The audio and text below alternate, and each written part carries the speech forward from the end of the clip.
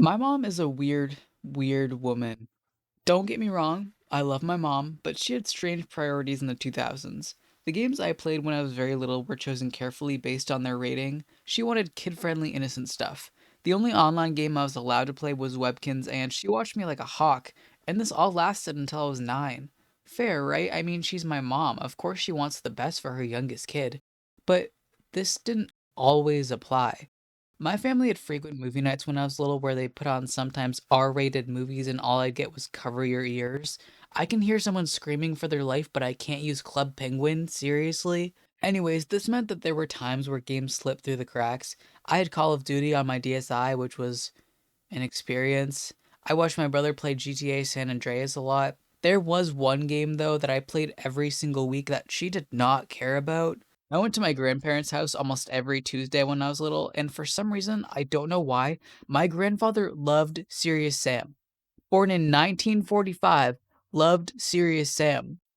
I don't know if my mom thought it was some sweet bonding thing between us and my cousins, all of us playing this game together, but I can't believe to this day that she let me play it, that my grandmother let us play it. What I grew up playing was Serious Sam: The First Encounter. This is the first game in the series, coming out in March of 2001. We had it on the PC, and my grandfather's copy was not very legal. Did anyone else's grandfather pirate everything back in the day? We had a million discs written over with a black Sharpie that he downloaded from the computer. My grandparents aren't poor or anything either. I mean, he's a plumber. Maybe it was some insanely expensive game. How much could it cost? Well, it's currently $7 physical and $1.50 for the HD version on Steam. And we were playing this game at least 6 years after release. So, the way I played Serious Sam was not traditional as a 6-year-old. The first thing we did when we booted up the game was type in all the cheat codes. We had them printed out and next to the computer. Please refresh. Please give all. Please God. Please open. Not only that, but kids want to be the one playing. Imagine 3 little kids fighting to play. So what my grandfather did was have one of us control the mouse and the other control the keys. Then we would rotate so the third person would control the keys and the person who was on the keys went to the mouse. Yes, we did need those cheat codes, and yes, I was very excited when it was just me at my grandparents' house. But what was the actual game? So far, I've just been talking about myself, nobody cares. There's gotta be something here that was appealing to us. Serious Sam is a first person shooter starring Sam Serious Stone, an undefeatable legend among the world as an expert monster killer. In the 22nd century, aliens are advancing and nearly eradicating the human race, so the world leaders get together and decide to send Sam back in time to find a way to stop the aliens because there is an ancient alien civilization in Egypt called the Syrians that are highly advanced in technology and may have the only cure. Throughout the game, Serious Sam travels through Egypt and its structures along with the underground alien civilization. He fights through hordes of monsters on his way until he finally boards a spaceship where he faces against the game's final boss, an admiral of the enemy, and then drives away on the spaceship with an ominous message for the aliens. I have a special delivery package for you. I'll be there soon to give it to you in person. I'm on my way over right now. Thanks. Bye. Did you follow all that? I am overgeneralizing a lot. If I tried to explain all of this story thoroughly, the video would be an hour long and half of that being me tripping over the future words. This game is very sciencey, alien, action, mania. It's a lot. And a lot of fun. My worry before going into this game is that I'm going to replay it and not like it. I'm nervous to let go of that part of my childhood, as stupid as that sounds. I'd rather remember it as a really fun part of my memory and hope it's not some impossibly annoying mess, but I don't think it is because it got a handful of sequels and pretty good reviews. It currently has an 8.9 out of 10 on GameSpot and a 9 out of 10 on IGN. I'd say that's pretty much how I felt replaying it. It's really fun, straightforward but fun. Did you know the developers created their own game engine for this? It was similar to the Doom style at first, but then advanced 3D games started coming out, so they had to tweak their engine for a competitive edge. That's actually why Serious Sam's environments are so big. The developers called Crow Team saw nobody else using large environments. Sometimes they feel kind of empty, but they must have understood that during development because there are a lot of secrets to discover in random areas you may not have gone to otherwise.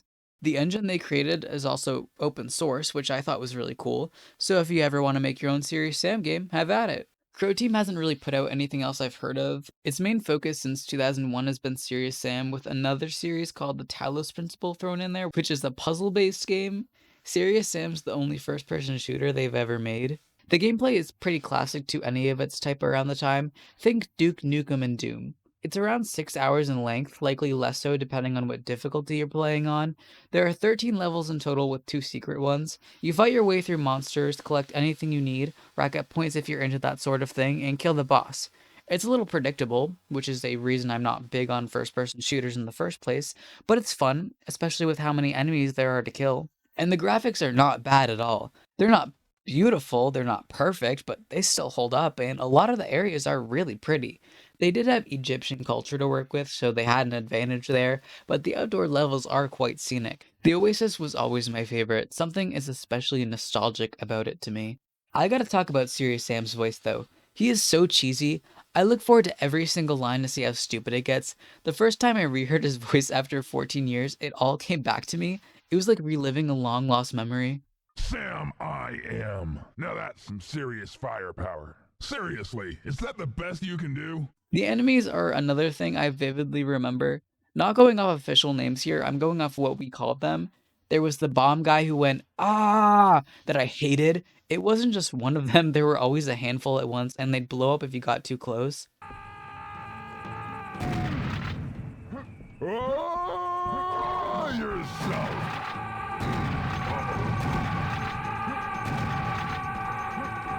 The bulls, who I also hated, but we used to find it really funny when it threw us up in the air. The horses were my favorite. I remembered this one level where you get trapped in a cage and what felt like hundreds of them poured into the room coming after you, or at least that's how I thought it went, because replaying it there were four. The loud one-eyed monsters that kind of remind me of a piece of steak for some reason. The weird robots that, looking closely now, are not robots, I think. Piranhas with robot legs, I don't know. Viewer interpretation, I guess. And the frogs. I can't forget the frogs. I used to only shoot them with the green gun because my grandfather told me that's the only gun you can kill them with. That's not true, but it was my favorite gun, so I was cool with it. There was also the scorpions. I despised these. I hated how they looked, even though they do look really cool. And if we didn't have God mode on, I'd always die to them. And does anyone remember that secret in the first level where if you open a door, these ugly big brain freaks walk out? They're the original developers in this strange form who will just kind of walk around but will greet you if you come up to them. If you attack one, they'll run at you, but they're a two shot, so you're likely gonna win. Overall, this game is more than just nostalgic bliss. It's good, it's well done, it looks great, and I'm happy I got this chance to look back at it. This might be my most nostalgic video yet. I was so little when I played this and I still can't believe my mom was cool with it. If you want a blast from the past, go ahead and take a look at Serious Sam First Encounter.